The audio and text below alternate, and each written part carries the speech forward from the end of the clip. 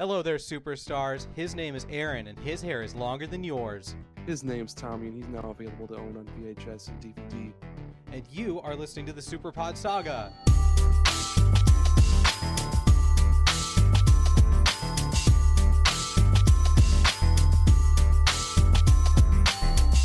Hello, welcome back, welcome superstars, welcome here. Thanks for joining us. Thanks for listening to our wonderful voices. This is the Superpod Saga with Aaron and Tommy and guest, who we'll get to later. If you are a first-time listener, welcome. Thank you for listening. This is the podcast where Aaron and me and a guest bring a different topic to the table every week related to video games, and we talk about it until there's nothing left to talk about, and then we'll never bring it up again because we're going to exhaust every single video game topic. Yeah, that's right. Don't even try to ask us about it, because we'll be all passive-aggressive about it. Be like, I don't know. We're very good at being passive-aggressive. Yeah, we are. We're not alone today in being passive-aggressive. We've got a special guest with us, and his name is Chris Copeland from Retro Hangover Podcast. Hi, Chris. Hey, how's it going? Happy to be here. How are you? I can't even talk. How are you guys doing? Oh, we can't talk either. We're doing good, though. I'm among a company then. Yes. It's going to be mumbling and stumbling for 3 hours. Hell yeah. Sweet. That's what I do best. Thank you for being here. I'm excited to talk to you about video game related things. Why don't you tell the listeners at home who are you? What podcast do you do, and what video games do you like? Well, I'm Chris Copeland, as you heard. I am from the Retro Hangover Podcast. We are a retro video game review podcast where we typically take a game and then we talk about our personal experiences, the game story, the gameplay, the music, the graphics, and then we decide whether or not the game holds up today. And we only talk about games that are at least 10 years or older. That's our benchmark. And it's becoming quite depressing because yes, as we get older, I started looking at some of the games we're looking to do next year, and some of the games that came up, like what was it? I looked up Batman Arkham Asylum. Oh and my realized gosh! that game turned 15 Jesus. next year. No. Yeah. No, that's what I was thinking. I was like, 10 years. That's totally fair, but also, ouch. Exactly. And we've been doing older games recently, but yeah, that's us. It's me and my partner Shane, and we just talk about these old games and have a good time with it. That's fun. I like that you describe if it holds up or not, because that is a major factor, because everyone has those rose-tinted glasses about their favorite games, but actually being like, does this still hold up years later? That's an important question. It is, because like a lot of people go back and they're like, oh yeah, like I love game X, I love like Final Fantasy 8, and then they play it today and they're like, oh, I'm still gonna say I love it, because if I don't, I'm gonna look like an asshole. Yeah. But they really don't. I mean, no one ever really did like Final Fantasy 8, but that's a different topic for a different time. That's me with Pokemon Yellow right now. I found a Game Boy Pocket at a store a few weeks ago, and so I threw my copy of Pokemon Yellow in there, and I'm like, "Whoo, boy, this is much tougher than the current Pokemon games." Wowzers! I mean, it was easy when we were kids, though, right? Yeah, So yeah, that's because all we had that all the matters. time in the world to just grind forever. Oh, of course. Now I'm an Yeah. adult with bills to pay. I don't have time to grind. They need to make a game that you can pay your bills, and then everything would just come together. Yeah. Unless it's an NFT game, then it can go fuck Oh itself. yeah, no, Damn it. no, thank That's you. what I was going to say. Son of a bitch. Say it anyways. I mean, I don't know one in particular. I was just going to say, yeah, unless it's a game where it's all about NFTs or like crypto mining, and then bam, you've made like, what, $2? Or Good one, Aaron. negative? Very original joke. Love it. But you spent 200, but you end up with 2. You end up But you have a nice JPEG other people can deal. JPEG. It'll make a great thumbnail sometime. Someday. I'm so happy I haven't met anyone in real life who's into NFTs. Everyone I know Oh, in I real have. life just jokes about it. Oh, sorry. Yeah, I remember. I worked in the Navy, and I came to a new command, and we were out to lunch like in the first year. And these people are really cool, by the way. I don't Yeah, mean oh, to yeah. like look down on them, but I was sitting there, and they're like, "You're into games?" I'm like, "Yeah, man, I like games." Hey, if you go on to your mobile phone and download this video game, it's pretty cool. I'm like, "Oh, what's it about?" And they're like, "Oh, it's an NFT game." I'm like, Oh. no, You guys, I am not no. playing it. It's like you could get in the ground level now, man, and start making some cash. I'm like, no, this is you have fun with that. That's not the kind of game I'm going to be playing. Another day, another nickel. Of course. And Holy shit. this was before everything crashed, and as soon Mm. as the NFTs crashed, I would give them constant reminders like, "Hey, how's your NFT? How's your NFT game going? How you doing? How's the market looking? Bro, it looks like crap." I'm like, "Oh, never could have seen that coming." That so Shoot. sorry. That's So unfortunate. sorry. How are those Doge coins, you bitch? I think Doge is actually doing pretty well right now. I don't Oh know. shit. Yeah, Aaron. Gosh. I take that back. Fuck. I think it's the new logo of Twitter. Yeah, that's right. That did happen. Oh man, Okay. Twitter. Ooh. Speaking of things that are failing, Mm. our topic for today is Nice. the best features of failed game consoles. I think this will be fun because Aaron and I try to keep a positive focus on video games because we like video games and the joy that they bring our lives, and the community around video games can get unnecessarily negative at times, so we just want to kind of counter that. But at the No. same time, it's worth it to talk about failed consoles. So I want to talk about the best parts of failed consoles and see where we go with that. Does that sound good to everyone? Does that sound fun? Yep. It does. Putting, Yes. putting my Not fun. seatbelt on right now. Good. Everyone put their seatbelts on. Get your helmets on. This is going to be a ride. So I guess since this is my topic, I'll start. And Fine. I'm going to say the initial... We could say a lot of things about this console, but I just want to start with the initial graphics of the Dreamcast. Because when it released, Hmm. it released a couple of years before... It was a year or two before everything else, I want to say. And it just looked nuts. Those graphics were nuts. Like that orca whale jumping, the killer whale jumping over Sonic. I was like, this is the best Mhm. graphics will ever look. Ever. And I still maintain Sure. that. I just, it's because like now when you look back at the Dreamcast, you're like, oh yeah, that's a old game graphics. But back then it was like a cut beyond. Do you remember seeing the Dreamcast graphics for the first time? I myself, I didn't have a lot of experience with the Dreamcast Me growing either. up because everybody, literally everybody else just had a PlayStation 2, Xbox, or GameCube. But when I did come across one, first I was like, "What the fuck is this controller?" and then, I played Sonic Adventure and fell in love with the Chow Garden. And that was it. Of course. They did look course. great back then, though. I got a Dreamcast day one, so I am Ooh. with you. The graphics were spectacular.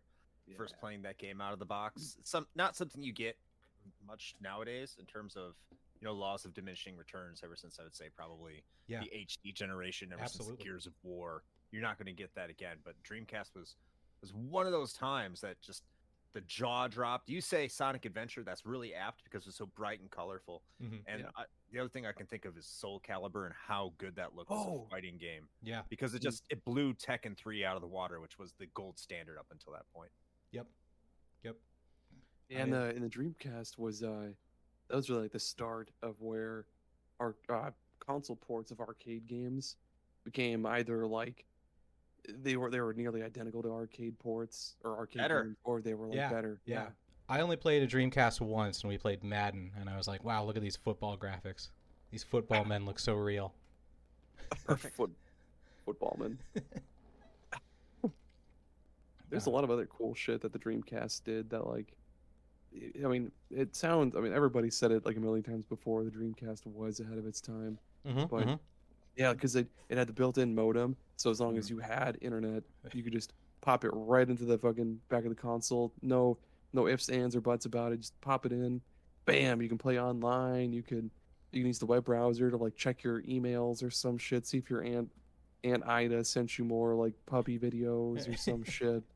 Did either of you use it online? No. I've used the web browser a couple times, but that's it. I actually, if you guys remember a game called Choo Rocket, Yes. Yes. Yes. Yep. so that was the first game I remember playing on a console online. Nice. So that came with online functionality, and I was huge into Phantasy Star Online for the Dreamcast too. Ooh. Hell yeah. Did you have the keyboard for it? Oh, the- absolutely. Dang. You were so cool. Hell yeah. Typing of the Dead. Typing of the Oh. Dead. I want to play that so bad, dude. Damn. You can Um, get on Steam, I think. I think you can. Yeah. You play it right now, Aaron. Just leave the podcast, go play it, come back, tell us how it is. Okay. Okay, I will. Oh yeah, and then the VMUs, dude. That shit is just so cool. Just the little Tamagotchi. Yeah. The wildest idea. Like the VMUs, this is almost turning into a Dreamcast episode. I mean, it is a failed console with a lot of cool features, but Yeah.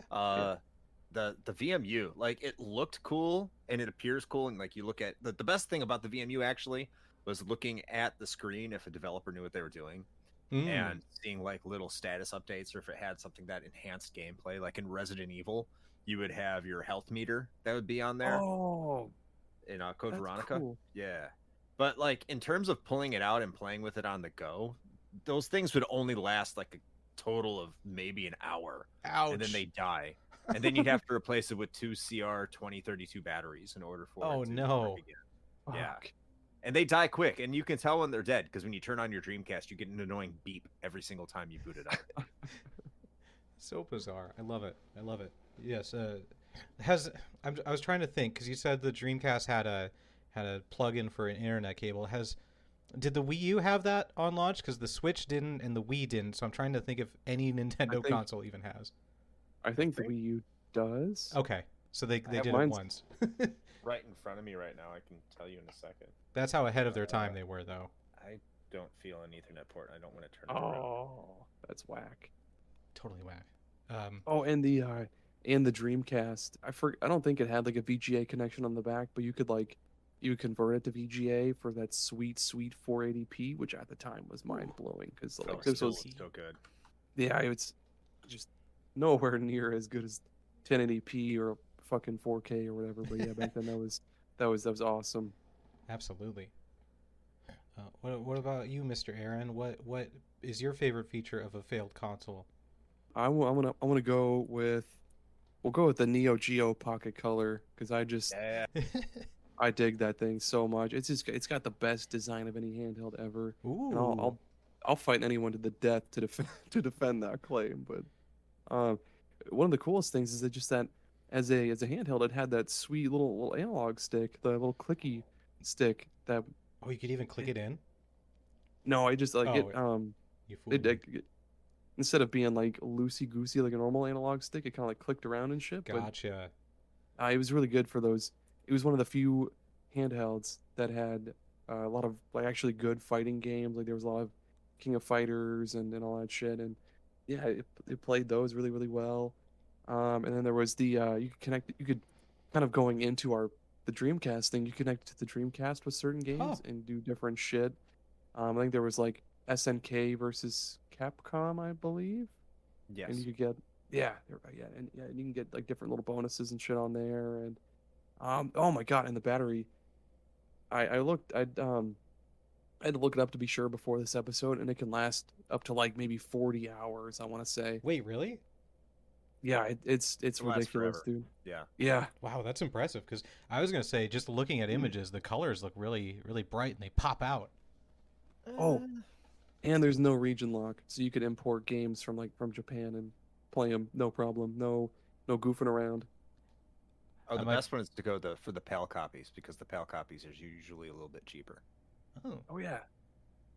It's just it sucks that I mean, I guess it probably did fail mostly because of Pokemon and everybody being like, oh hey, like if I gotta get in a handheld, I'm gonna get a Nintendo because Zelda and shit. But the Neo Geo Pocket Color, like it had a lot of awesome games on it, and it's just so cool, so sweet. so cool. I've never played one. I can't contribute. I couldn't name a single game for the Neo Geo Pocket. I'm sorry. Neo Geo Pocket Color, another console I got at launch because it was dirt cheap, Nice. and Nice. I have one right now. I have a complete in box copy of one. Ooh. Neo Geo Pocket Color. I have a couple games. I have a sealed Pac-Man because I don't see a reason to open it up because it's It's Pac-Man. Pac-Man. Yeah. Pac-Man. I can play Pac-Man anywhere. But yeah, SNK versus Capcom, Match of the Millennium. is a fantastic fighting game. I think it's one of the best versus fighting games to come out, and it combines features. You can have a gameplay style of 1v1, the tag fighting that you got, swapping between fighters, and also the King of Fighters style, 3v3, and all of that's in there. And as was said, you could connect it to a Dreamcast, and you can unlock characters both, I think, in Capcom versus SNK for the Dreamcast and SNK versus Capcom on your Neo Geo Pocket Color through points and stuff that you collect. So, I mean, the Neo Geo Pocket Color was doing some cool things. You could get your horoscope read on it when a game wasn't in there. What the And hell? yeah, it was cool. Had a Cool. live clock, everything like that, a calendar, just really cool stuff. I understand why it died, because the Game Boy Advance came out shortly afterwards. And if you compare the way a Game Boy Advance looks to a Neo Geo Pocket Color, I mean, and the Game Boy Advance too was pretty cheap. So when you compare the graphics to each other, especially with the backing, and that Neo Geo was essentially, financially dead at that point, it's pretty easy to figure out why people didn't really flock to it, despite the fact that you would see them in like, what was it, blister packages, where you have a Neo Geo Pocket Color and 6 games. It made it look like a Tiger Electronics toy, which just blows Yeah. my mind. And those 6 games, yeah, like if you knew nothing about video games, you would think like this was one of those, like nowadays where you see those handheld electronics and say, "Oh, it comes with Contra." You're like, "Oh, this is just some cheesy plastic shit." Yep. That's essentially how SNK marketed the Neo Geo Pocket Color in the United States. And like these would be big games too, like Sonic Pocket Adventure, King of Fighters R2, Samurai Showdown Pocket. Like they'd be all there. It's just like, this looks cheap as fuck. And I understood like people would not buy this thing. Man, that sucks ass. Because yeah, those games were just. I struggle to think of even like a bad game for the system. Because what? No, never mind. I thought I had one, but no, they're all good. Even like the little the Pocket Golf game. There was Dark Arms.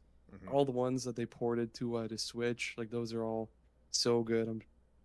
Yeah, it's good. What about you, Chris? Yeah, your turn, Chris. Ooh, going for the favorite one. I guess I'm going to say the Sega Saturn. And Yes. one of the best features about the Sega Saturn, especially from that era, because I'm not too much into fighting games now, but back then I was, is that 4 megabyte expansion cart that allowed you to play almost arcade perfect games in the mid 90s. And anyone who is a big fan of X-Men versus Street Fighter knows exactly what I am talking about, because that is the only version of that game that was released during that era where you could at home play it the way that it was intended to play by swapping out your characters. Same with Marvel's Superheroes versus Street Fighter. And what the Saturn could do for 2D games, especially with the 4 megabyte expansion slot, was just utterly incredible. Not to mention that you could play online with the NetLink in the back cartridge slot. Had internal system memory, which is something Sega was doing since the Sega CD, as you were getting in most CD consoles, but like PlayStation didn't do that. The Nintendo 64 did it on the cart, but it also required a memory card. You could pretty much play every game on your Saturn without a memory card. It did have a memory card, of course, but yeah, I mean, there's a lot of features that were going on with the Saturn, and you bring it up to date, and there's still Saturn haters to this day, which I don't understand, because it is such a fun little console. And all you got to do, and it's not hard, especially if you know how to mod your system, which admittedly is a little bit expensive, depending on which route you're going to go. But you can, if you go to the import market, like that system is just mind-blowingly incredible, especially if you love your shmups. And with new fan translations coming out seemingly monthly, there's no reason to hate on that system. Like, you owe it to yourself to go check it out. I can't understand why people would hate it, because Sega is kind of weird with how they marketed things, but yeah, the Saturn had, I would say, probably the best 2D processing of that era for sure, because like the PlayStation was pretty fucking wiggly, and then the N64 was super muddy. But yeah, one of my favorite things about that system was the audio visualizer for when you had a CD popped in, because like normally the main menu was like a first person view of like the inside of this spaceship, and then there's like a certain control or a thing you could click on just on the audio visualizer in the CD player menu, and you would see the spaceship from like a I guess like a third person view or whatever, just zooming around the screen and doing like loop de loops and shit. And that's so cool, dude. Because like the PlayStation one, I don't think it had a visualizer on it, but just the fact that the Saturn had that one little cool fucking thing just baked into the system is just so awesome. Mm-hmm. I wish I had known about the Saturn. It completely missed me and my whatever age I was. I didn't know it existed. I didn't know it existed until after it would already stopped being in production. Sega just completely missed marketing to me specifically, I guess. That one, it sold a lot less than the N64, didn't it? I'm pretty sure it did. In the US, anyway. In the U.S., yeah, I mean, total it sold a lot less too. But actually, in Japan, they sold more Saturns than N64s. Oh wow, Holy shit. that's surprising. I did not know that. I'm trying to think of a transition, but I can't. So pretend I'm saying cool transition. Cool transition. Actually, I'm glad we got some of these out of the way because like I had one that I was like, this is a people can see this coming, and then I've got a couple that are way out of left field. So buckle up, listeners. I want to talk about. Wait. okay. We'll do the Big Bang Theory transition where we just go like whoosh. Like the atom and then the screen whooshes, and we're Big Bang Theory now. Okay, I don't know what you're talking about, but I'll take Okay, your word for it. whoosh. Whoosh. Go. I want to talk about the image quality and input delay of the Stadia, Google Stadia, Oh, because Google Stadia definitely failed. It doesn't exist anymore. But Yes. when it comes to cloud gaming, I'm a big cloud gaming guy. I try them all, and the image quality and input delay of Stadia was like the tops of the ones that I tried.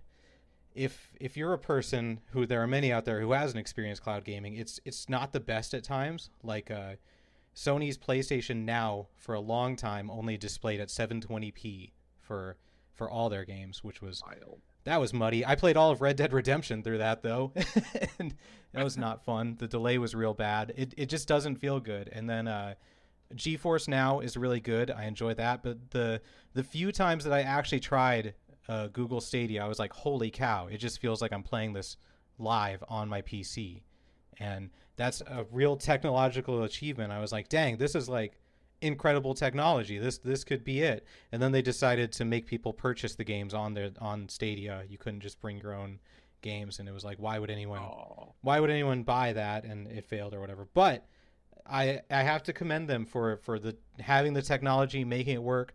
Hopefully someone can come up with a better monetization strategy. And I also want to give them props for refunding everyone 100% for everything they purchased, because they did not have to do that. Oh wow, I did not know that. Yep. I had a friend who actually bought the controller and everything, and he got his refund for the controller, for all the games he had, everything. Isn't the controller like really good too?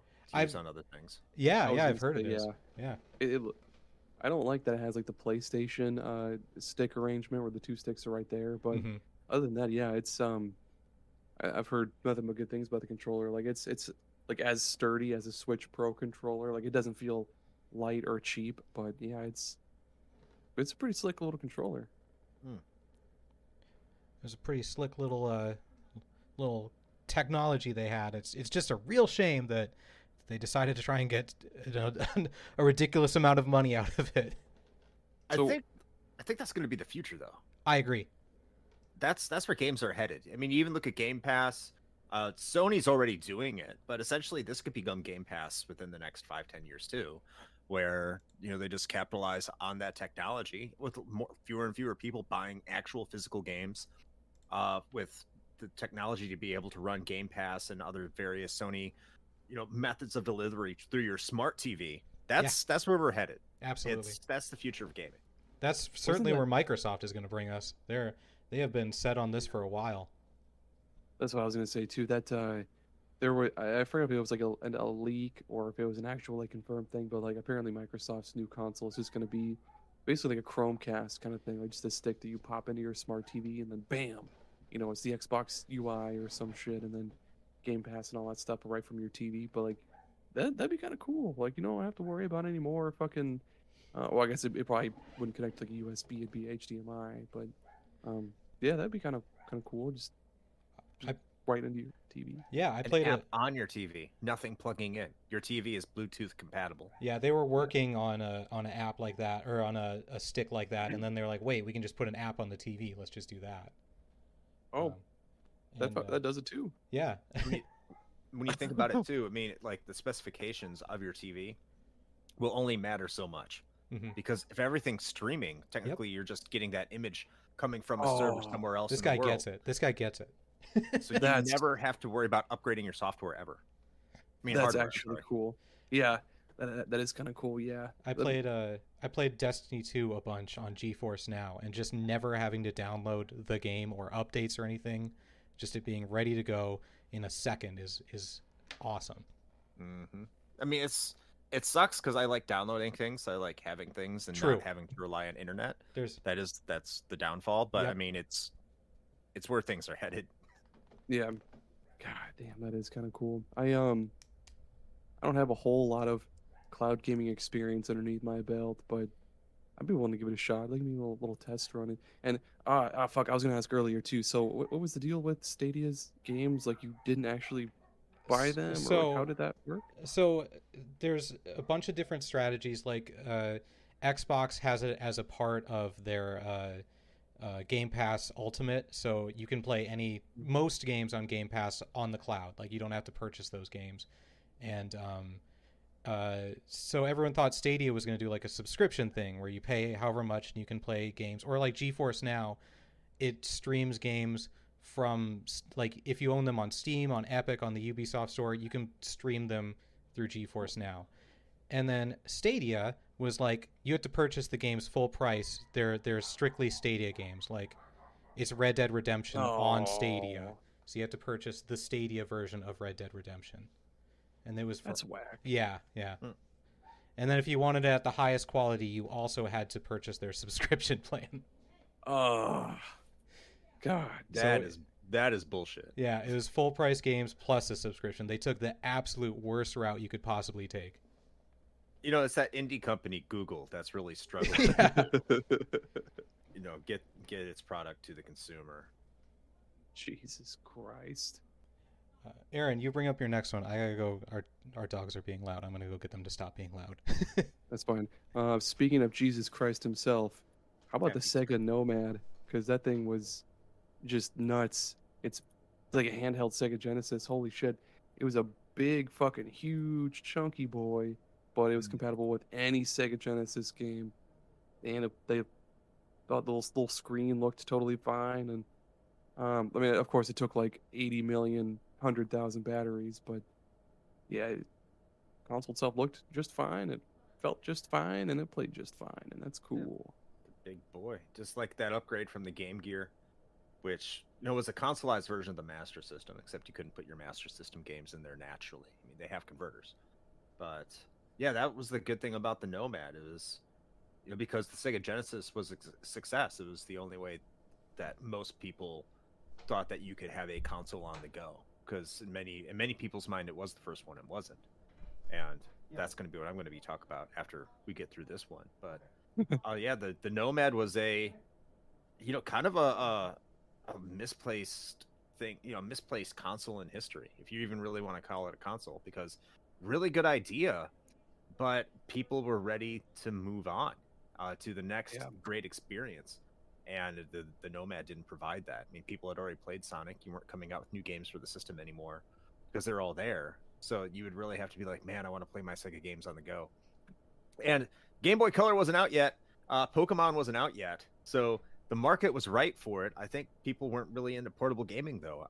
Not that I could remember. But Yeah, holy really sad. That thing came out in '95. Holy cow! Dang. The Saturn came out pretty close to that, didn't it? It came out. It was like out a few months before that. Oh yeah, the Saturn came out also '95. Yeah, Damn. 32X was already dead.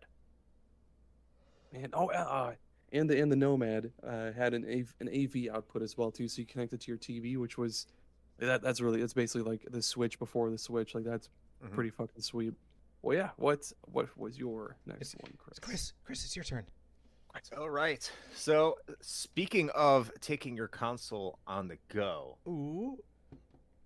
I'm going to be talking about the Turbo Express, also known as the Oh. PC Engine GT, which was released 5 years before the Nomad, and it was in Japan. It was released on December 1st, 1990, same time in North America, and it looks like a Game Boy, Yeah. but it's a fully backlit color screen, and it can play all of your HuCard PC Engine. Well, it's region locked, but all your TurboGrafx HuCard games, and you can play them on the go. It has the full controller, has the turbo switches, has everything, and yeah, it takes a ton of batteries and it doesn't last long, but just being able to take your home console experience on the go in 1990, it was incredible. It was incredible. I got one a little bit later because I discovered the TurboGrafx 16 a little bit later, but like when I got mine, parents got it for me, I think for my birthday, and it came with this a converter, and it came with Street Fighter 2 Championship Edition, so I was able to play a full no compromise version. I mean, there's only 2 buttons. It wasn't able to get like a 6-button controller on there, but full no compromise version of Street Fighter 2 Championship Edition on the go in the mid 90s. That's insane. which is I've never seen this in incredible. my life. Yeah, it's a really cool system. Just like the Game Gear too, it had a TV adapter, so you could plug it into your TurboGrafx, your Turbo Express, and you could watch, your standard network television on the go. You can't do that anymore, of course, because we've changed the way that we, put out radio waves for standard television. But yeah, you could totally do that back then. What? And incredible system. Yeah. Yeah, I'm looking at that right now. I had that little adapter for Little like a TV walkie-talkie. tuner. Yeah, that's Mhm. that's insane. You'd play games or watch like The Simpsons or some shit. That's awesome. Does this thing take 6 batteries? Yeah, just like a Nomad. Holy cow. That's cool. Those what- definitely were ahead of their time. That's awesome that those companies actually thought like that. Like, hey, what if people don't want to play it on this tiny screen? What if they want to play it on their TV? And then, yeah. Why No, did this guy fail? Why did it fail? Well, first of all, I don't know if it failed in Japan or not. That I'm not Mhm. sure. But I can tell you it failed here in North America because the TurboGrafx 16 failed in North America. Oh, So fair. if the TurboGrafx 16 failed, there's no way that its portable version that was probably like $300 competing against the Game Boy, which was 90 and had Tetris. Like, that's not going to be successful. I think the games for TurboGrafx 16 were also full price games. They were advertised as a 16-bit system. So they're going to be $40, $50, whereas the Game Boy is like $25 for a game. So Nintendo had the market cornered in terms of affordability. I don't know what the market was like back then. I think like the economy, I don't know what it was like. I don't even want to get into that. Yeah. But What about the political? like- What was the political situation like? exactly. But these are kind of, when you're thinking about how consoles are and why people are buying shit, like why aren't they buying the $300 fully colorized console experience against a $90 Yeah. video game with Tetris? I mean, that's always a question, right? But it's also, here's Nintendo, and Nintendo had, seized the market with the NES, and Sega had really, by 1990, Sega was still not firing on all cylinders because Sonic wasn't out yet. So the Genesis and the TurboGrafx 16, like the Genesis was doing better. TurboGrafx 16 probably would have done better too if, NEC in the United States had any fucking clue about how to market a system or ship it. And that's a disaster story if you want to look that up, because the PC Engine sold more copies of the Sega Genesis in Japan Oh. than so it was second place there. So there was room to improve, and that system came out in 1987. So like it didn't come out in the United States until 1989, and so it had 2 years to figure its shit out, and it didn't. And I can kind of talk about the TurboGrafx 16 here too, because I mean it's also a failed console. But one of the biggest reasons it took 2 years to get over here is because they wanted to spend like an additional 6 months or a year focusing on just the rubber molding for the back cover that didn't even need to exist. It's just a disaster. And if that thing is going to fail, yeah, your portable console isn't going to. The cost was insane. The life was low. I mean, that's another advertising, that's another marketing boon that the Game Boy had, was it could last 8 hours on 4 batteries, and then you have the system that lasts 2 hours on 6 batteries. So yeah, Jesus. that's why it's failing. And another cool thing, I don't know if you can do it with the Turbo Express. I know you can do it with the Game Gear, and they both have TV adapters, so you might be able to do this with the Turbo Express. Let's see if you have like an aux cable, and you have essentially an AV out. So if you take your HDMI, you plug it into one of those HDMI to AV out converters to make it component, and then you take your yellow cable, you plug it into that. If you have an aux cable that will transport video, you can technically play your any system on these portable devices Oh, through an audio in aux cable on these TV adapters. what the fuck?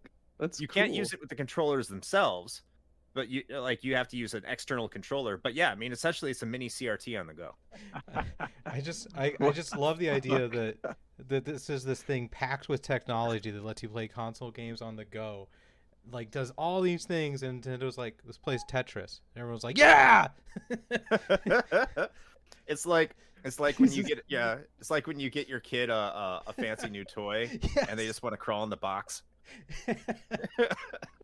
Jesus Exactly Christ. what it's like. Oh man, nothing's cooler than a cardboard box though. Nothing.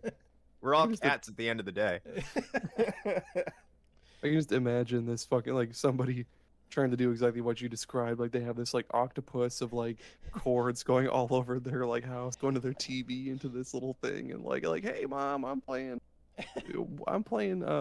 Robotnik's Mean Bean Machine on my Turbo Express. Mom, you never thought that day would come along, did you?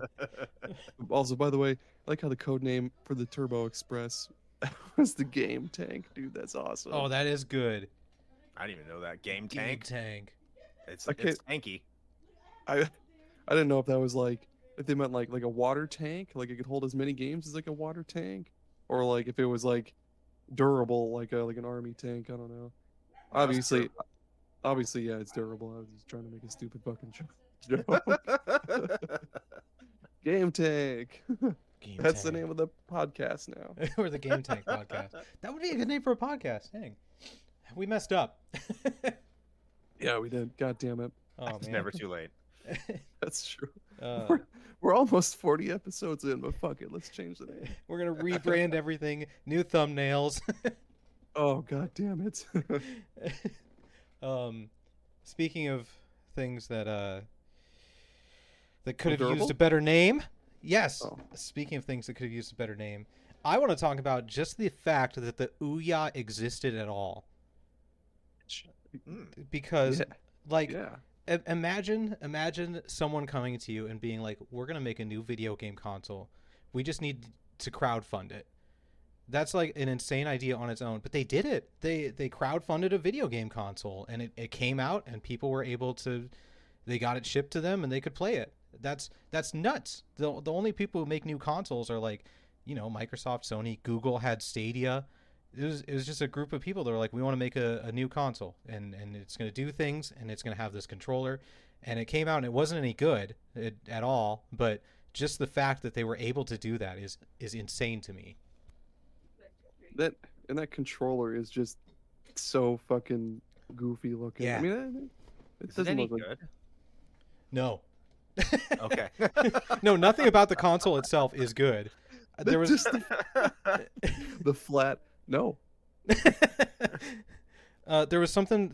I got to look it up. There was something really horrible about the controller. I don't remember what it was. So talk amongst yourselves. Hmm. the design of the console reminds me of a car cigarette lighter almost. It's pretty great. The thing is, too, this was a big, it was a big media darling too. Like everyone was getting Yeah. on the hype train. I was on it.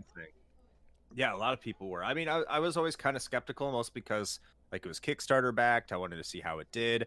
I didn't totally understand the concept. It was also, I think, a digital only console, from what I remember. Yep. Like everything was supposed to be downloaded to the shop, which I wasn't big into digital gaming at that time either. So it's like, okay, we'll see how it goes.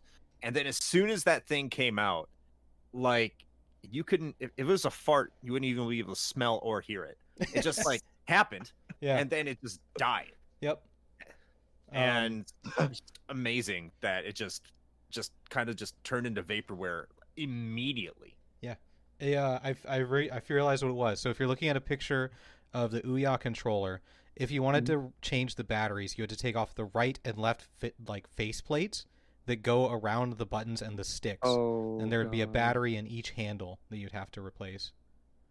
Ew. That that reminds me of the Nokia N Gauge. Yeah. The fucking Taco. In order to change games in that thing, you had to take out the battery Yeah. and then put the game in, and then The put the battery out. battery back in, and then turn it back on and wait for like 15 minutes for that piece of shit to boot up. Disaster.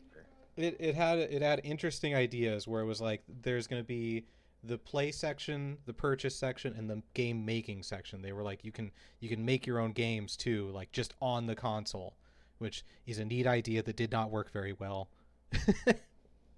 They weren't wrong. They had the right idea for where the future of mobile gaming was headed. They Yes. were just they came in too early. Yep. And just they didn't understand it quite yet. Just primitive days of mobile gaming.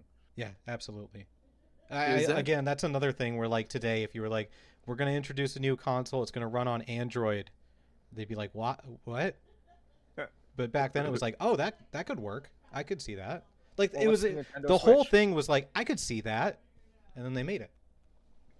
Isn't Nintendo Switch essentially that? Yeah. Is that all it played? Was just like games from the Android store or from Play Store or whatever the fuck? Yes, it had a few exclusives, like a handful of exclusives, but yeah, they were all phone games. So you could just on a whim be like, hey, I want to play Angry Birds, but Yes. on the TV. Yes, exactly. Oh, You got it. boy. You got it. You nailed it. That's the console. Awesome. I'm on board. It has not worked out because every other indie console developer has attempted to do that. The Atari VCS, I think it was. Yeah, the man. first Android PC console thing. Essentially, the Intellivision Amico, whatever Yep. the fuck happened to that Yeah. crap. That was supposed to be essentially the same thing, except they're like, oh, it's going to be exclusive, and everyone's like, no, you're not going to be able to do it. But that's what they keep trying to do because it's probably cheap, right? Oh yeah. Take an Android operating system and you could essentially have an underpowered console, but you still have a ton of games that were compatible with that power because everyone, indie developers, especially for the mobile market, probably don't have a ton of cash to have a premium title game, so they're going to try and appeal to the lowest common denominator. So you're going to have a bevy of games even on a somewhat older platform, I would imagine. Yep. So yeah, I mean, it's appealing if you're willing to take a risk and understand that your console is going to be woefully out of date as soon as you put it on the market. Yeah. Woefully. That's why this is kind of moving in a different direction, but that's why the Playdate is so appealing to me. Do you guys know what the Playdate is? Yeah. Yes. Yeah, it's got its own unique. It doesn't have games from other stores or whatever. It's just like we're gonna make a tiny little handheld console, and it's gonna have games you can only play on it. That's a good direction. If you want to stay niche, I think Yes. they have to Oh, understand it's they're going to be very niche. niche. Yeah. Yeah, because that was essentially the concept of the Wii U too. Mm-hmm. Like these games will only work here on the Wii U, and everyone's like, "Yeah, okay, no." I love the Wii U, but that's the truth. By the way, I like that the developer version of the Ouya is this clear white. Like I'm sold on that, dude. Give me that. I'll take that. Worth it. I just want more. It's on Wikipedia, the Ouya developer console.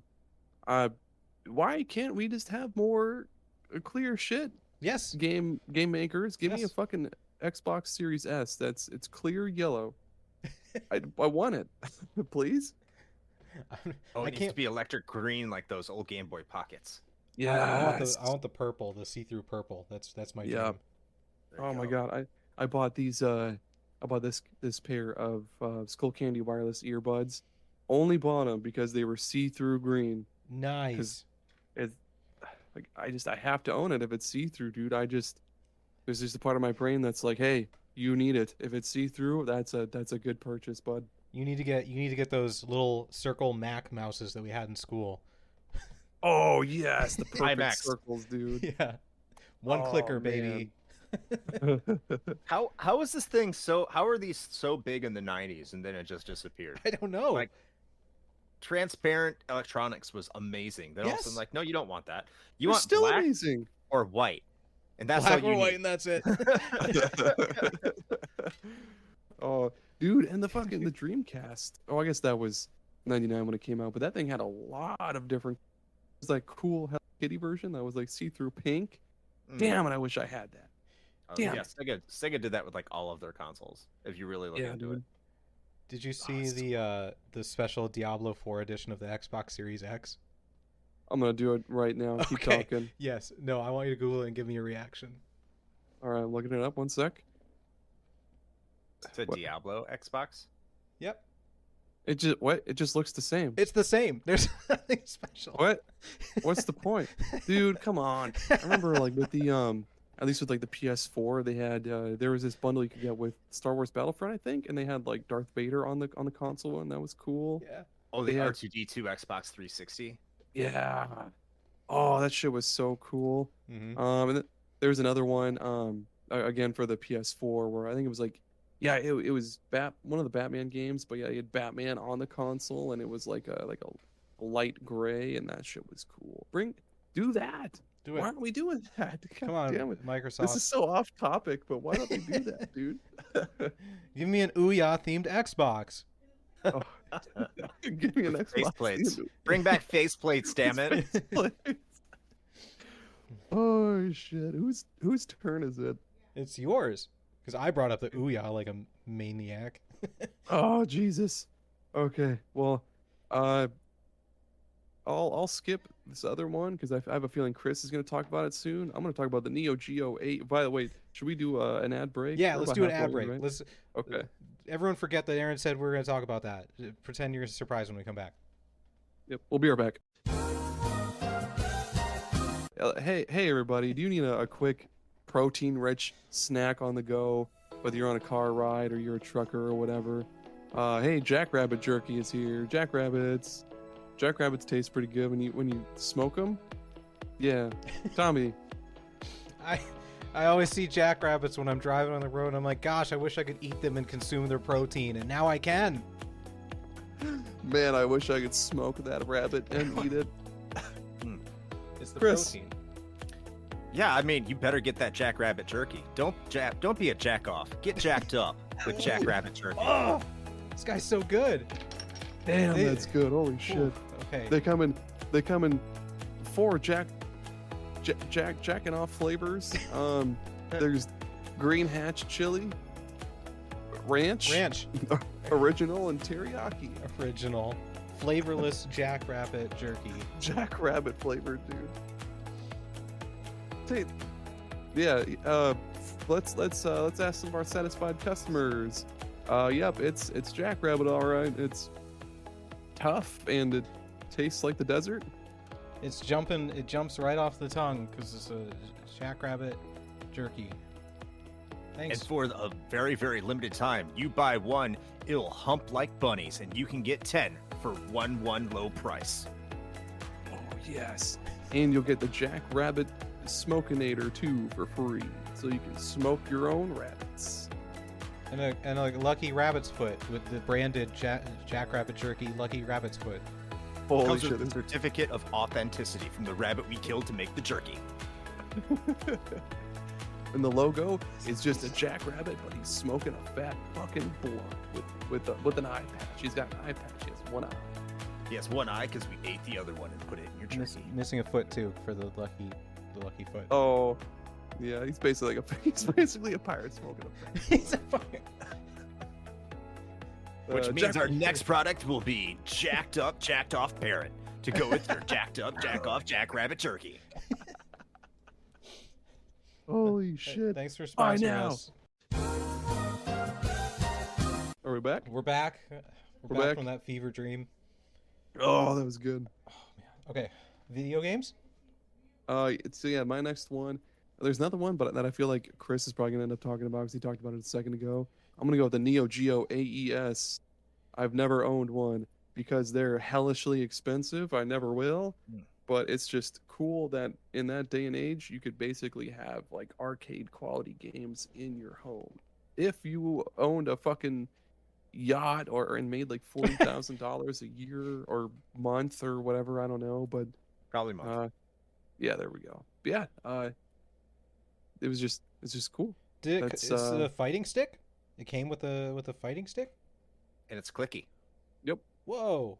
That's basically what SNK was known for, was their clicky sticks, because it just made fighting, or it made any game that used that stick so I guess so satisfying. You know, clicking to the left, clicking to the right, Oh, it clicks every direction. Wow. clicking every day and every night. This is the Tommy Google's consoles episode, because I've never heard of this one either. That's really all it does. I thought it was cool that you basically get like a little arcade machine at home, because I mean, when the fuck did it came out? Yeah, okay, 91. That's- It's cool that like what? No, what's cool? It's just cool that like in 91 you could have, if you had enough money, you could buy you could buy arcade games for your home, but I don't think anybody did back in those days, because they're even more expensive now than they were back then. They were $650 a console at That's a launch in the car. 90s. Yeah. I always forget that, and I think it's interesting that there was like a split between arcade gaming and home console gaming, where like home console gaming was behind. That's a weird thing to think about, because yeah, you know how it is. Mm-hmm. I I love remember just like a arcades. little bit of it. Yeah. Well, the games too, they were like $250. Shut up. Yeah. Yeah, these are only I guess you only owned this console, like I said, if you made like $40,000 a month, or I mean, not even that. It's just you had to have a lot of fucking money, because the console itself is stupid expensive, and then the games were stupid expensive.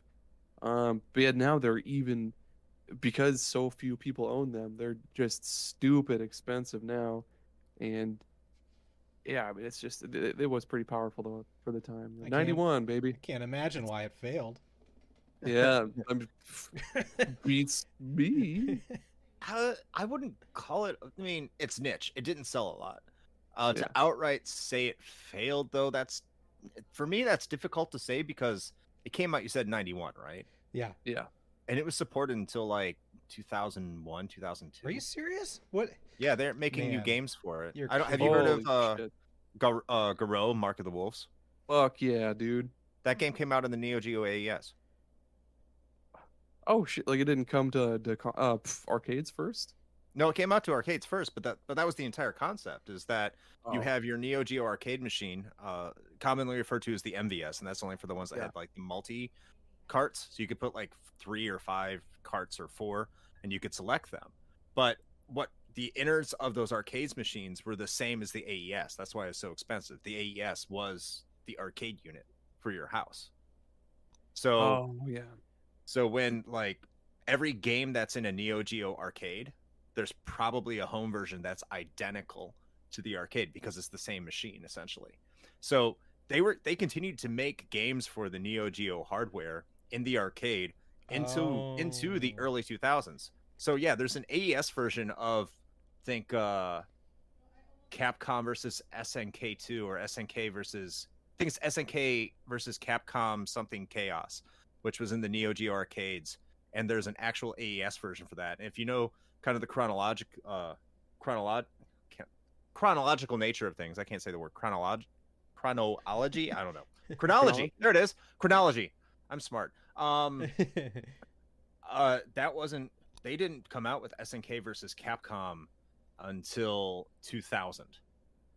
So like Jesus. they were still making new games for the AES and MVS for almost a decade later. It says on this website called Wikipedia that technical support was still available until 2007.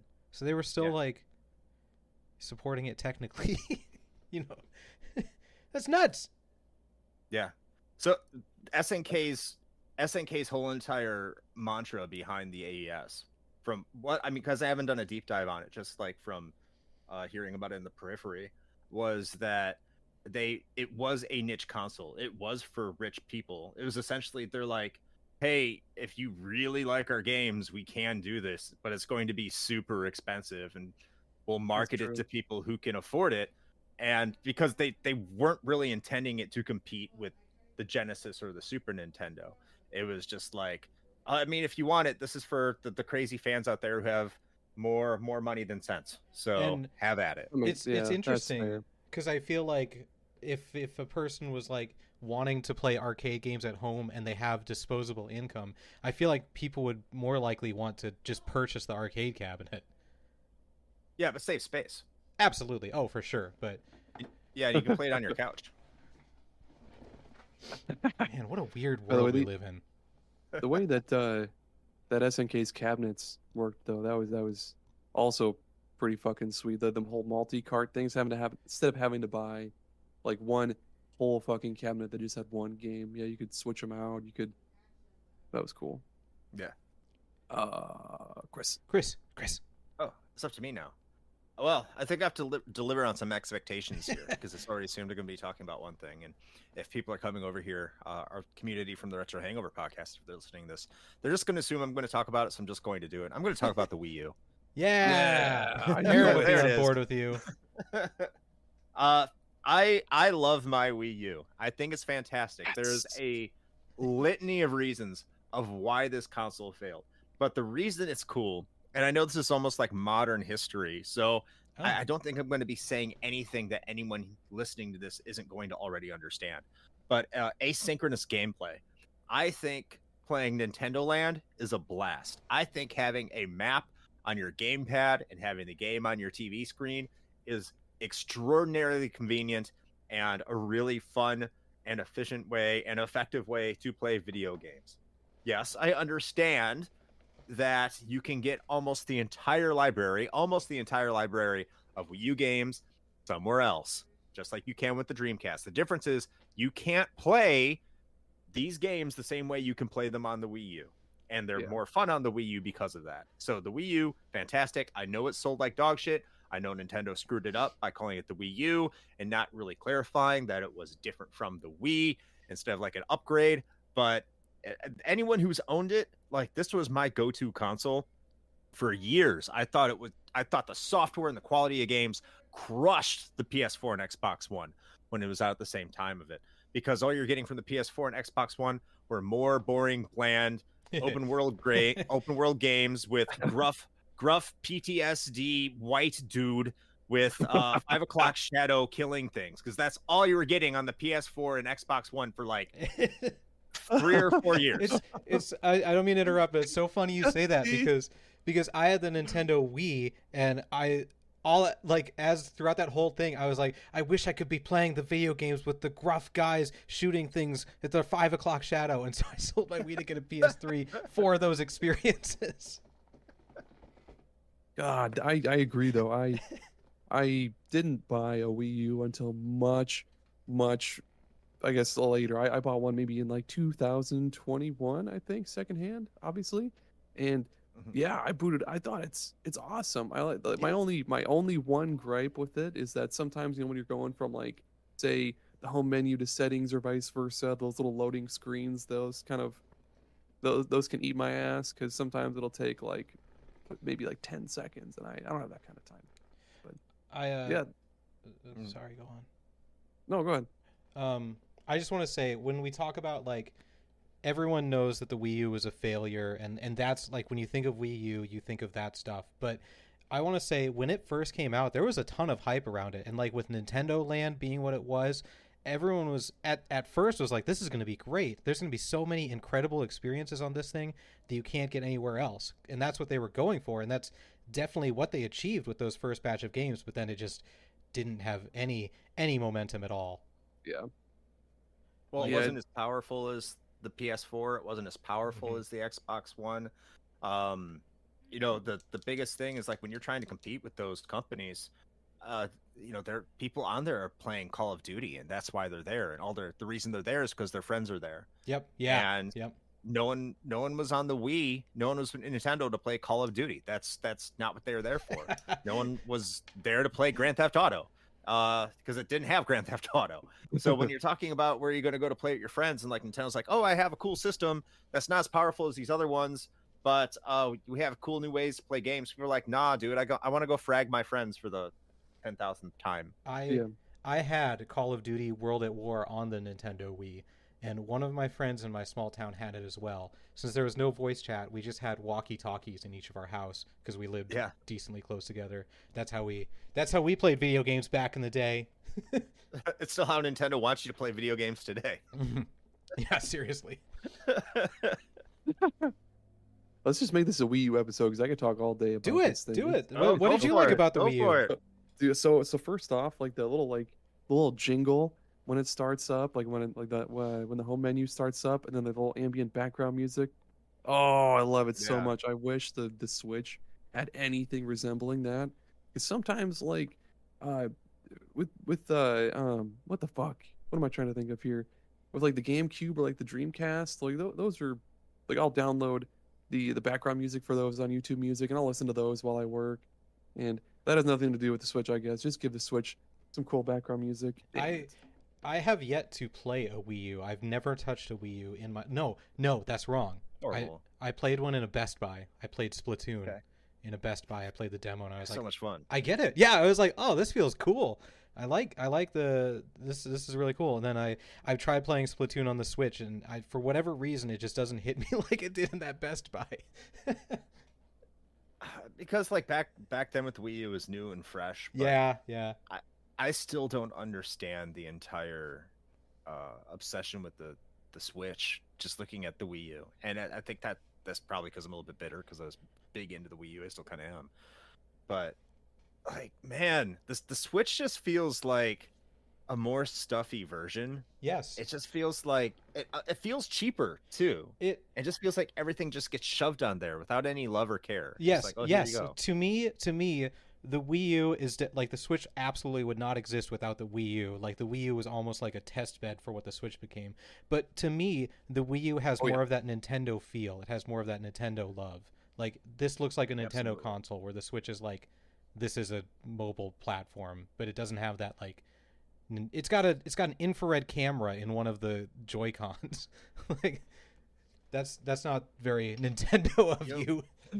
You know what the Switch kind of reminds me of? It reminds me of like modern Madden, where technically it should be better because it looks better, and they're telling you like it has a new and improved roster and new ways to play. But then when you fire it up, you're like, what the fuck happened to all the features? Yeah, like no themes. Yeah, but it's new Madden. You just want like what happened to trading players and building custom contracts in franchise mode? Oh, we didn't think you needed that, so we didn't include it. That's what the Switch feels like. Yeah. Like when it came out, like, where are my folders? What, you wanted folders? Who likes that?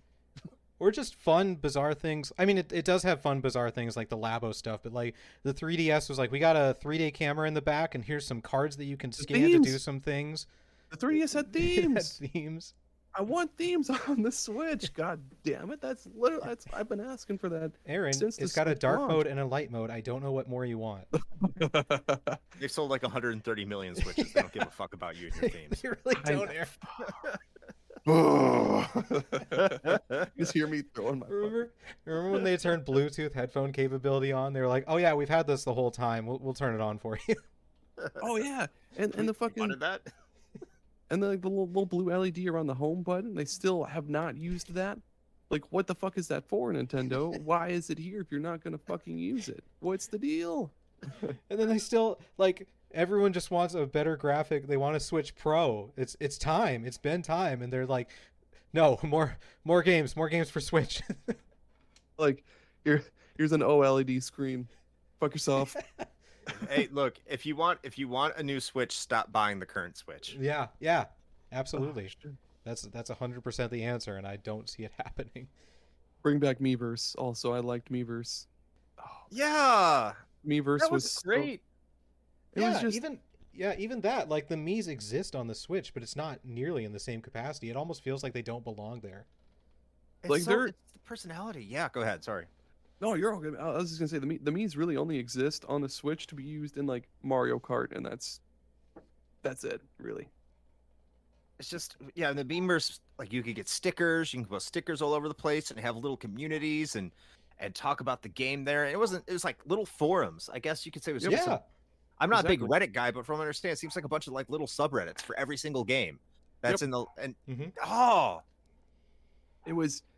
So I didn't do it a lot on the Wii U, but I did it a lot on the 3DS, and it was cool because, yeah, like you said, it would just be like little almost subreddits of different games, and people could like they could draw pictures of like whatever from different games, or they could post screenshots or just say or just type something to be like, hey, I like Dragon Quest 8, and other people would give like a thumbs up, or they'd be like, hey, that's awesome, man, me too.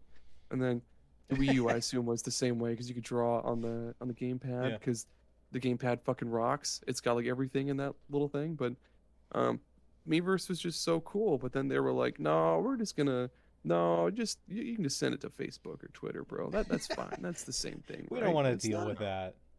I just want a Nintendo focused like social media thing. That's why Miiverse was so great. Like people weren't negative and bitchy like they were like I am in real life. I just Miiverse.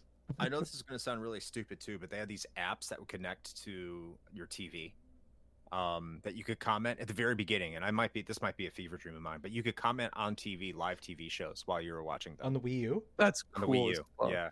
Or like they had like sports apps where you could see like sports scores and stuff like that under your Wii U as you're watching TV. It also works as a TV remote. The gamepad does. Fuck. That's That's cool. This is wild. And you can like program it to sync up with your cable to dial in the cable channels. I think I remember you could also look kind of like a TV guide with it if it was synced up well enough. I might be wrong on that one, Dude. but it did a lot of cool stuff with TV integration, which isn't as important anymore because no one has cable anymore for the most part. So, Yeah. like, but they were really cool features that I don't really think ever caught on, and I thought they were awesome. The other thing is too is like watching Netflix or Hulu or something like that is being able to swap between the screens and go Yeah. from your big TV and then put it over on the gamepad seamlessly. And Was that? I don't know, yeah. Refresh my memory. Was that like a selling point right from the beginning, or think was so. that something that okay? Because I remember not really realizing that it could do that until later when someone pointed it out and they were like, "Hey, you could just play the game on the little screen." And I was like, "Oh, that's neat." I didn't. Oh, you wasn't couldn't have aware. Netflix and a game up at the same time. That would have been cool. Oh, yeah, that would have. But I mean, just the way that Netflix worked. I remember the way Netflix and like Mhm. Hulu worked and all those streaming apps worked, and it was my favorite way to do it. Like the Wii U is my Netflix box for a very, very, very long time, just because the way it delivered it. Like it was far superior to what I was getting on my my PS4, PS3, and Xbox, and that was the place I would do that. It also had, I think you could especially do FaceTime with it when it came out too, because it has a camera on the gamepad. Oh yeah. Like Another really cool thing too is that the Wii U worked native. Well, it was kind of a pain in the ass to hook them up, but it was basically natively.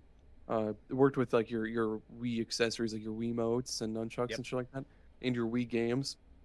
Granted, you had to like boot the.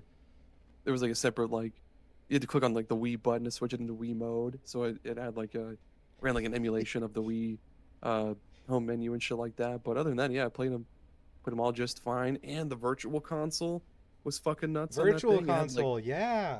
It had like Yeah. every fucking. It has just a bunch of TurboGrafx games. It had Neo Geo, of Yep. course NES, SNES, N64. It had DS games, which like on the Wii U was mind blowing. Like that was perfect because you have the two screens, but I don't see how they're gonna do that ever on the Switch because Oh yeah, it's it's too late. They're not going. Like They've set what they want to do.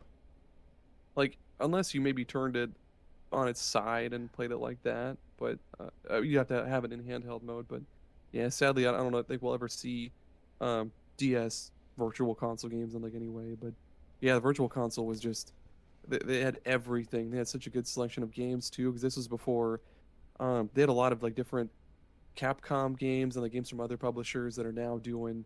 They'll do like the HD collections that you can buy physical and shit like that. This was kind of before that, so there was a lot of those games you could buy and play on your Wii U as opposed to buying a whole fucking collection for just one game. But yeah, that was awesome. That was awesome. The Wii is fantastic, everyone. It's amazing. You should It have is. Speaking really of is. speaking of companies understanding the vibe they wanted with their consoles, I believe that the PlayStation Portable is the coolest handheld. It is like that thing. At a time where the DS was like the dominant handheld, whenever I saw someone with the PSP, I was like, "This is such a cool piece of technology." It's just got a heft to it. It's got like the sheen on the front and the buttons, and when you pop the game case thing open, it's like you get a peek inside the technology, and you're like, dang, look at all that technology in there.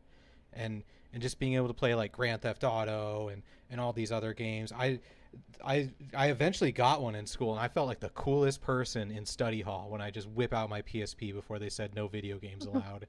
Because for a time it was fine. I have to ask, why do you consider it a failure?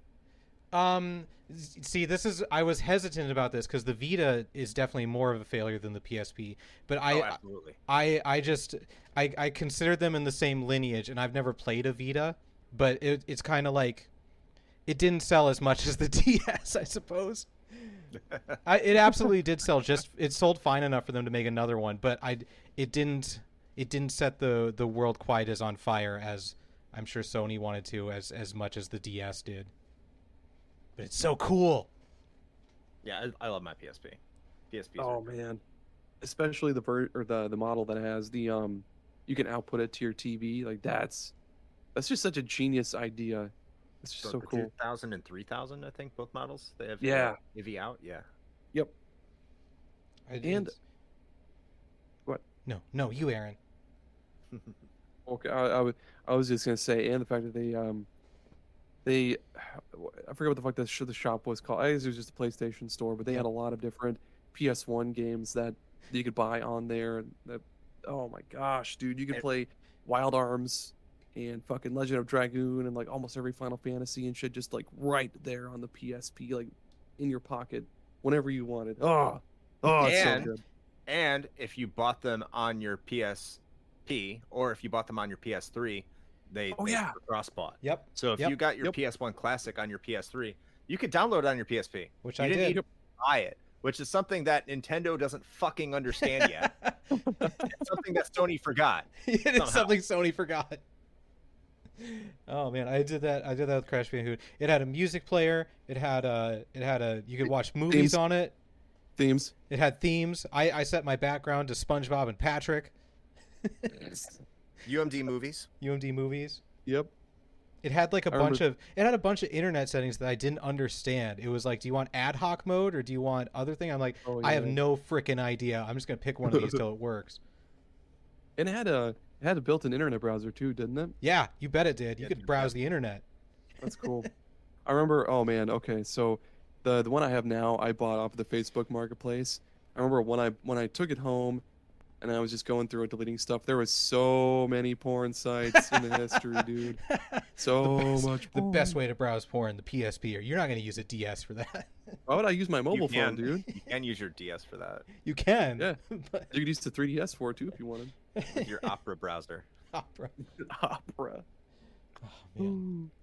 I just love I still got my PSP, and I got Daxter in there right now, and it still looks good. It still plays surprisingly good.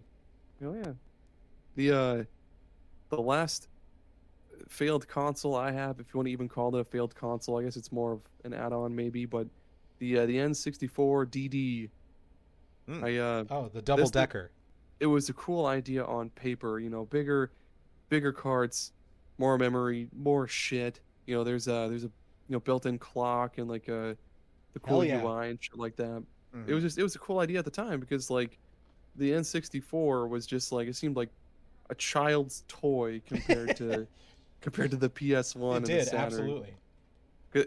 Like it had Banjo-Kazooie and that's cool, but like what else do it do? But the N64 DD, like it almost could have been so cool. Cause like I'll bitch about Earthbound 64 until the day I die, because like it could have been so cool, and it could have been so great. But I mean, what can you do? It was a dumb. I guess they implemented it kind of stupidly, but whatever.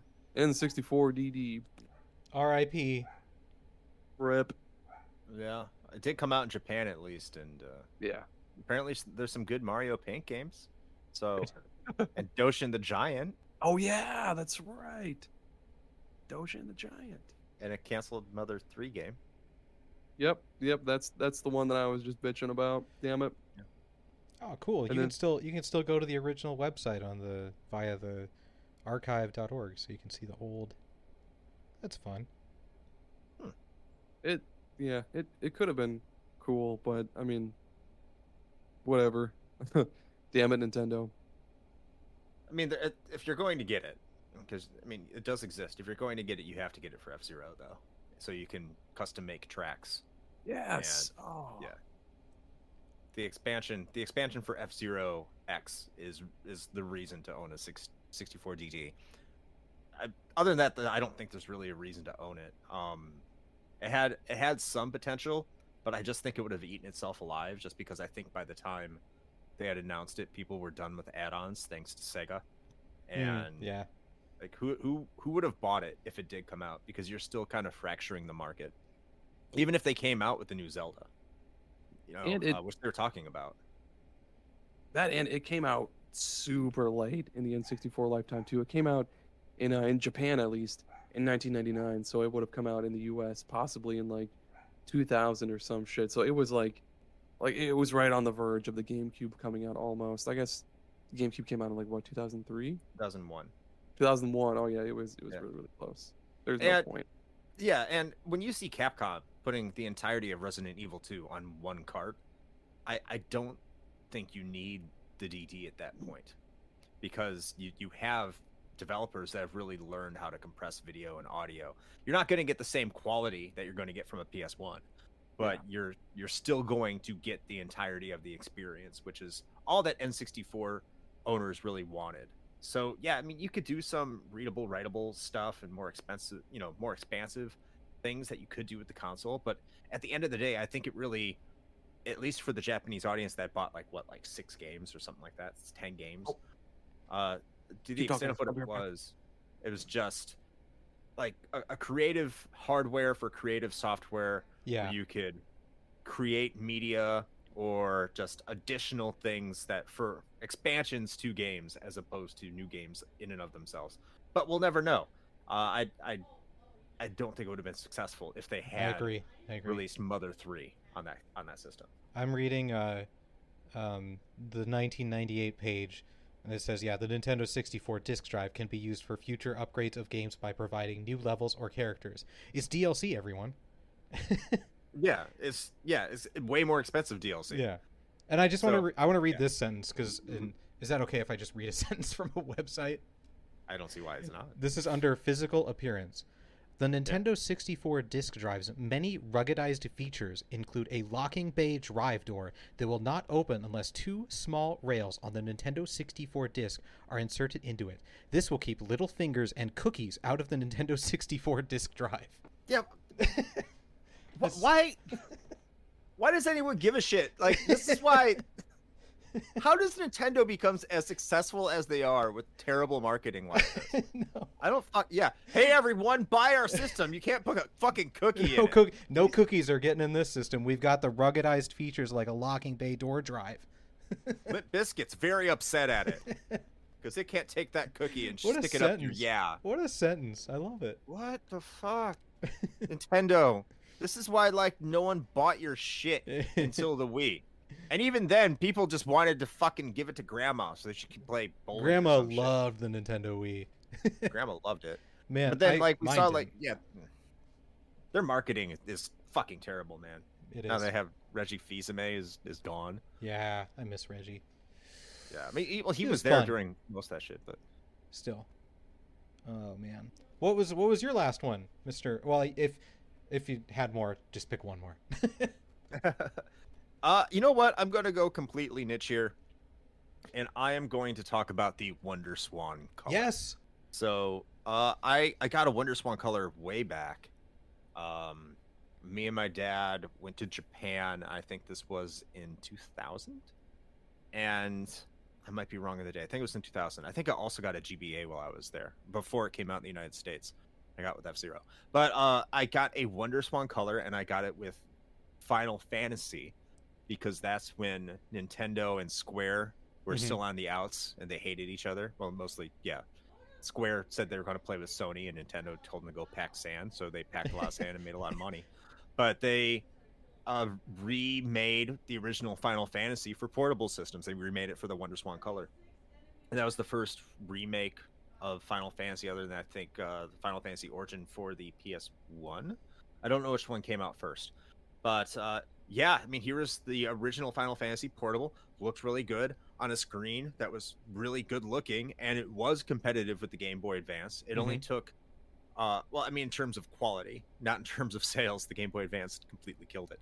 But you look at like what it has on it. So it has one battery that lasts for like 15 to 20 hours. Just one AA battery. Wow. It looks weird because it has 2 D-pads on the left side with an A and B button on the right-hand side. And the reason that it's designed like that is because if you have a shmup, it's designed to put it into tate mode for a vertical shmup. Oh, that's interesting. Yes.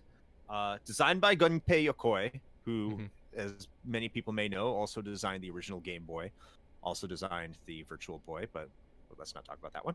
And it's a really cool, compact, tiny system. And if you look at the amount of games that came out for it in Japan, you'd be, I think, relatively shocked. Square supported it quite a bit. There's a Saga game. I think a couple of the Saga games were remade for it. Romancing Saga. I think Front Mission came out for the Wonder Swan over there. You have some fighting games. I think there's a version of Guilty Gear. You have some versions of Klonoa. I think Mega Man and Bass, Rockman and Forte came out for it. I might be mistaken on that one. I think maybe. There's a whole host of games that came out for it in Japan. A bunch of Inuyasha RPGs. A lot of RPGs actually came out for it, but it couldn't compete against the Game Boy Advance. Bandai made it, so them bringing out in North America, I don't think ever would have really made a lot of sense. Sold a couple million units over there in Japan, though, but it never left the region. And so that's why I consider it a failure, because no one played it. Absolutely. I have a copy of Final Fantasy 1, 2, and 4 for it here, and they play really well. I mean, the sound chip sounds like shit, but I mean, what are you going to do?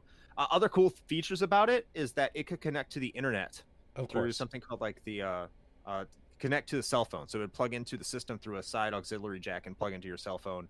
You can upload stuff. And also had commercial development kits, so people could make their own games for the system. And that's actually one of the most expensive games. Is called Judgment Silver Sword, which I think is a tribute to Radiant Silvergun. Again, this is just figuring out, just putting everything together. But really good shmup that was fan made, that came out on the Wonder Swan Color towards the end of its life. So a lot of cool things going on with the Wonder Swan. It was just made by Bandai, who wasn't publishing software anywhere else, and just came out at the wrong time when the Game Boy Advance just kind of took the world by storm.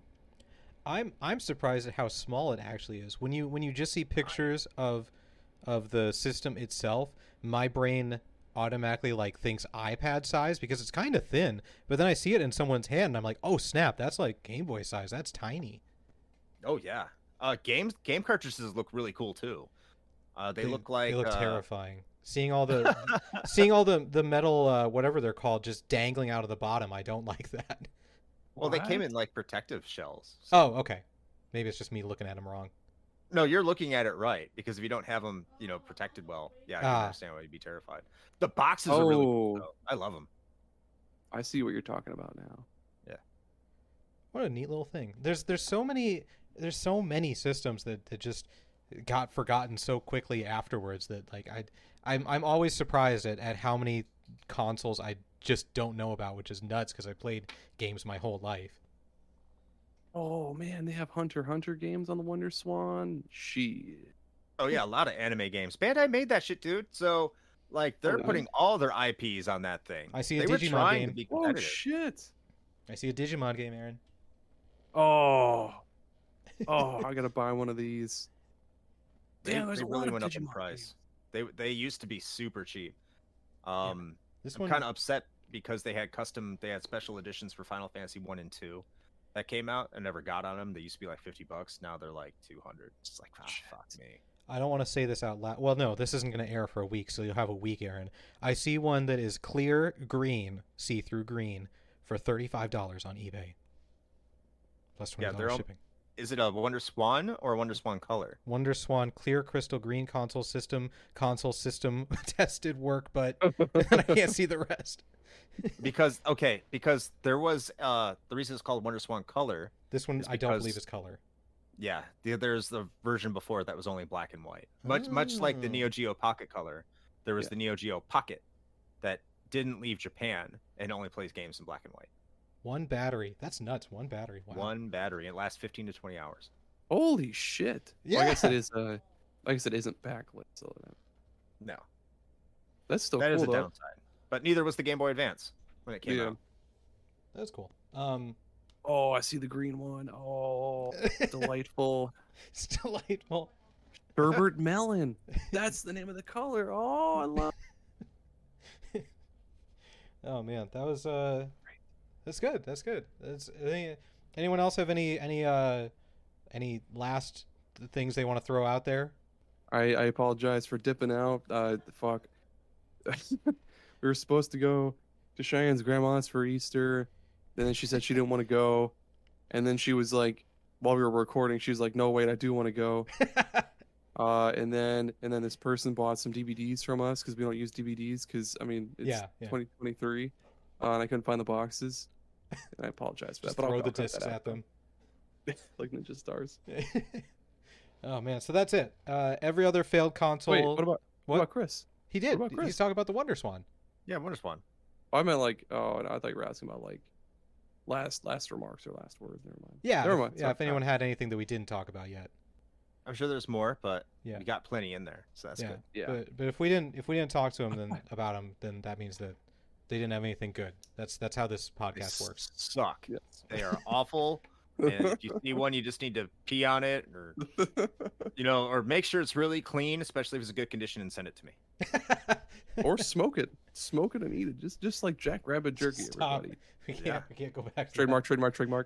Make it a sandwich with some Jackrabbit jerky right in between it, and eat it between two consoles. Yes, dude. That. So. Oh, tasty. Oh man. Thank you, Chris, for being on this show. Where can people find you and your podcast to listen to you talking about retro games? Well, thanks for having me on once again. I really do appreciate it. And if you want to find more of me and the Retro Hangover podcast, you can head over to Linktree/Retro Hangover, which is linktr.ee/Retro Hangover.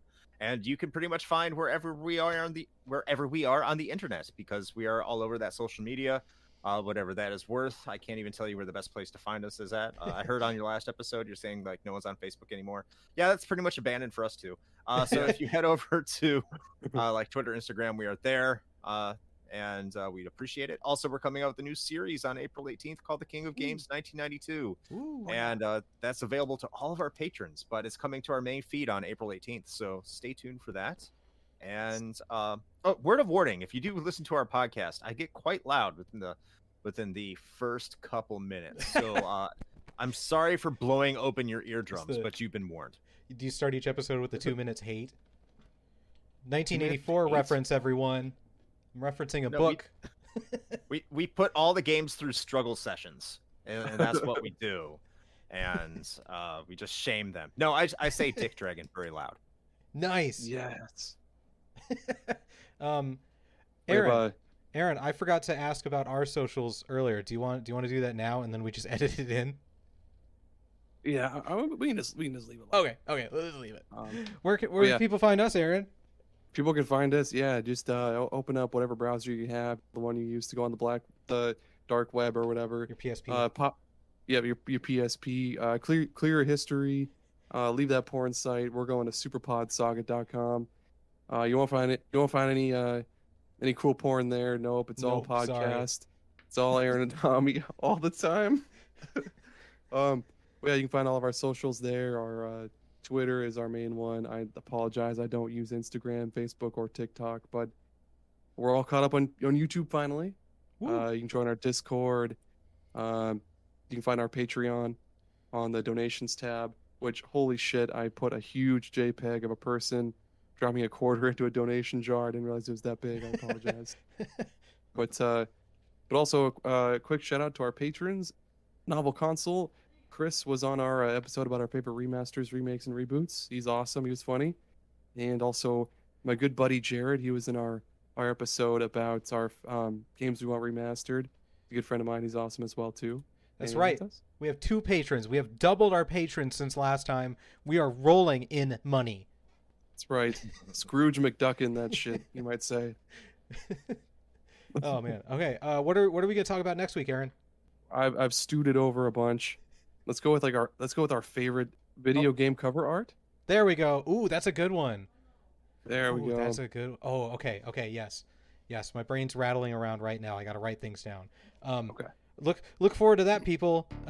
Thank you again, Chris, for being here. Check out his podcast, and thank you for listening to our podcast. And you should listen to the next one. Okay, bye. Bye.